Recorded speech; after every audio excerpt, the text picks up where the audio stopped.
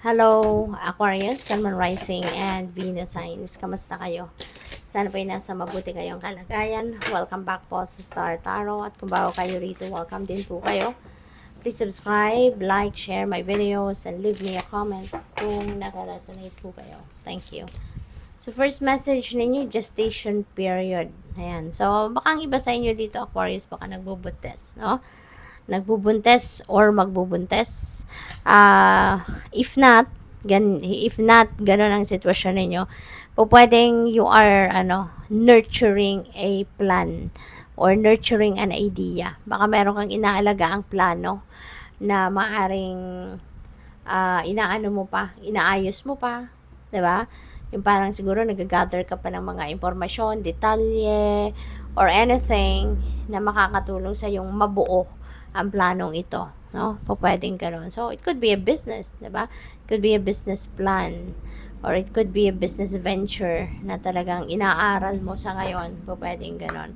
Or baka meron kang gustong aralin, baka meron kang innovation, 'di ba?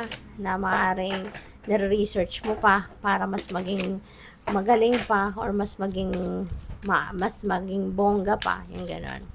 So, what else? We have number 74, nature. Ayan. So, that you could be, a nature lover. No? Baka ikaw ay environmentalist din. No? Inaayos mo yung paligid. Maaring inaalagaan mo yung paligid. No? Maaari din na imbitasyon yan sa'yo.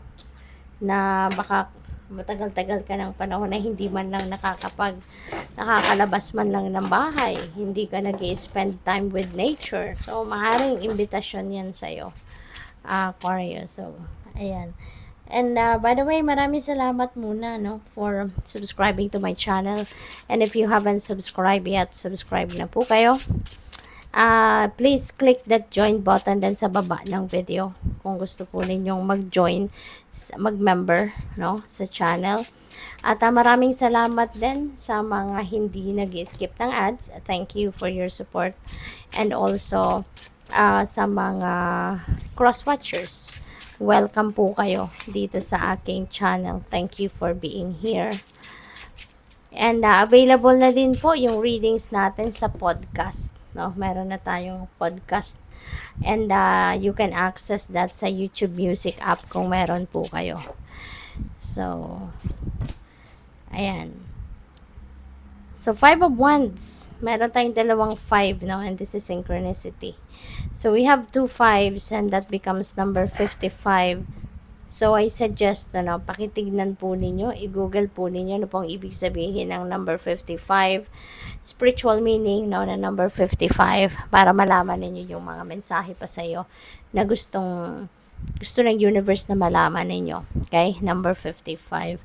And a 5 of Wands could be a conflict, no?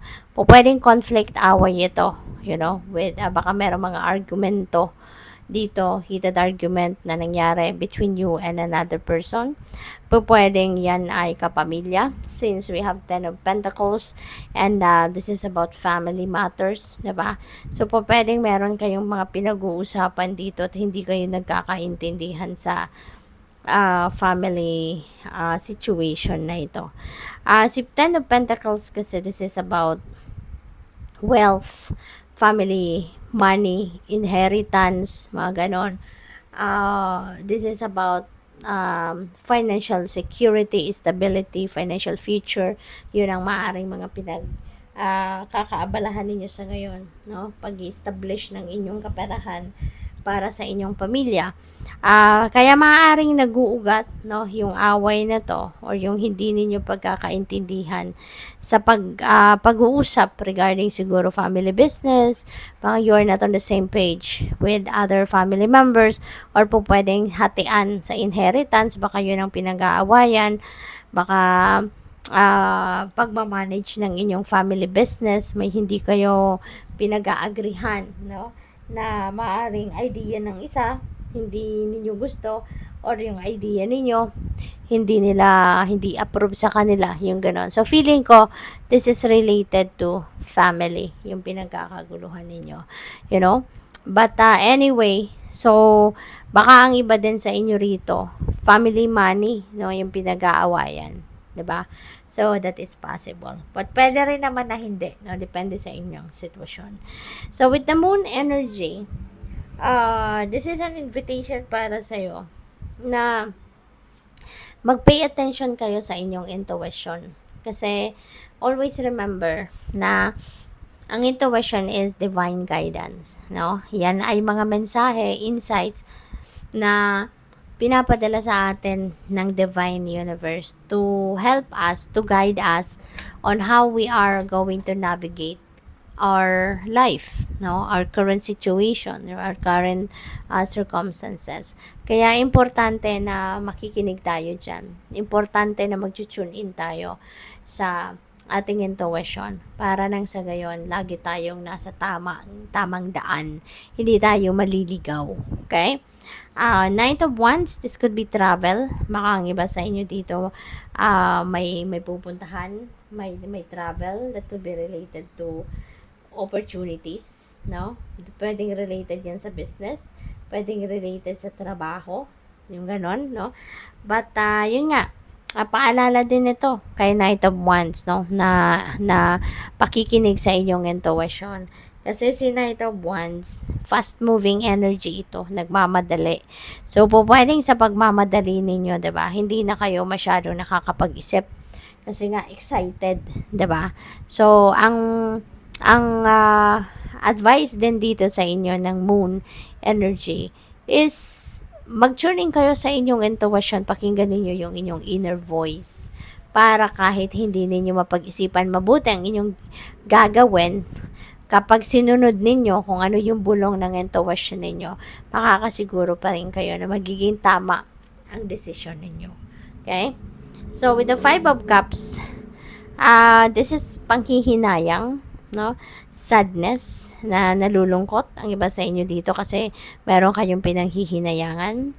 Nalulungkot ang iba sa inyo rito because you are nalulungkot ang iba sa inyo because meron kayong gusto na hindi nangyari, hindi dumating, hindi nagmaterialize. Or ang iniisip ninyo rito ay kung ano ang wala kayo, kung ano ang hindi nangyari, 'di ba? So, ang panawagan sa inyo dito, no? Tignan ninyo, or don't dwell on what you don't have, or don't dwell on what you have lost, 'di ba? Kasi hindi naman lahat nawala eh. Hindi naman lahat nawala sa iyo, 'di ba? Tignan mo nga, mayroon kang 2 cup sa likod mo, 'di ba? Kasi this represents you. You still have 2 cups.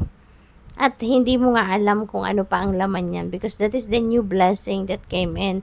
Pero hindi mo lang napapansin kasi mas focus ka doon sa kung ano ang wala sa'yo. 'Di ba? So, para magtatampo naman yan sa'yo ang universe. 'Di ba? You were given that blessing na talagang para sa'yo, pero ang iniisip mo kung ano yung wala ka. Ang pinag-focusan mo is kung ano ang gusto mo makuha. 'Di ba? Rather than focusing on what you already have in your life na binigay na sa iyo ng universe. Okay?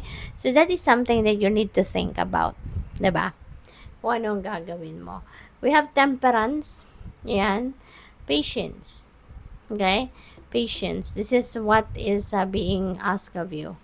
'Di ba? Kasi nga may mga bagay na hinihintay tayo. May mga bagay na gusto nating makuha.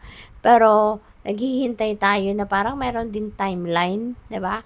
Na merong magsasabi na, sige, maghihintay ako for another couple of weeks. Pag hindi dumating, ganito na ang gagawin ko. Yung ganun ba? 'Di ba? May mga ganun eh. May mga nangyayaring ganun sa atin. But, ang panawagan sa inyo dito ng temperance energy is to wait, no? Learn to wait. Pero yung wala kang hindi kasi parang pag naglalagay ka ng timeline, maghihintay ako 2 weeks. That's it. Yung gano'n, 'di ba? So parang pinipressure natin in a way yung universe, 'di ba? Eh di mas lalong hindi ibibigay sa iyo 'yan. Mas lalong mas lalong magiging komplikado ang sitwasyon, mas lalong maaantala, mas lalong lalayo, 'di ba? Ang posibleng kung ano man ang inyong hinihintay. Kasi may pressure eh. May pressure tayong parang inuutusan natin ng universe, 'di ba? Parang ganon. Kaya mas magandang marunong tayong maghintay. 'Di ba may kasabihan na the longer you wait, 'di ba? Mas bongga ang ibibigay sa iyo.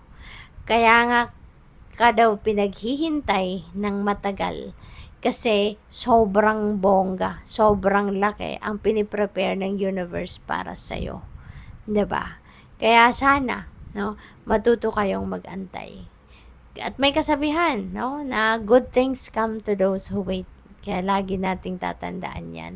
Huwag nating bibigyan ng timeline, no, or deadline ng universe. So, good luck sa iyo. Thank you for watching. Love and light. Namaste.